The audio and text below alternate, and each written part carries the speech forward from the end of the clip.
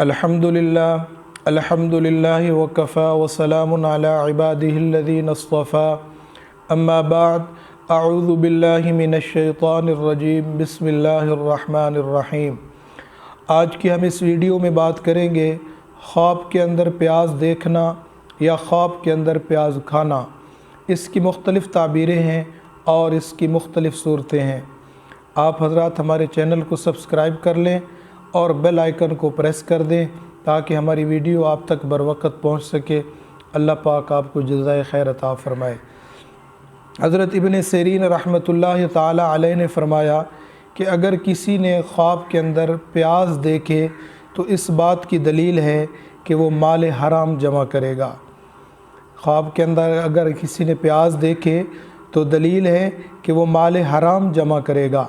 अगर ख्वाब देखने वाला नेक और पारसा है और कोशिश करता है कि वो प्याज खाने से बचता है तो उसके लिए खैर है। अगर पारसा नहीं है तो फिर वो माल हराम जमा करेगा।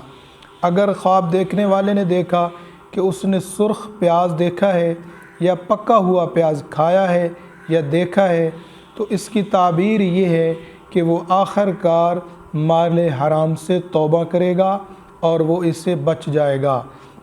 हज़रत जाफ़र सादिक अलैहिस्सलातु वस्सलाम ने फ़रमाया कि ख्वाब के अंदर प्याज देखना 3 वजह पर है। नंबर 1 माल हराम जमा करना, और नंबर 2 चुगलखोरी करना, और नंबर 3 कामों की ख़राबी।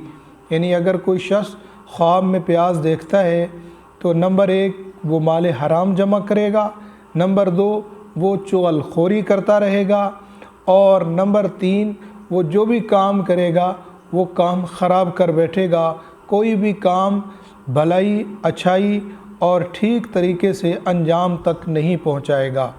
तो ये है प्याज देखना, प्याज खाना, इसकी मुख्तलिफ़ ताबीरें और मुख्तलिफ़ सूरतें।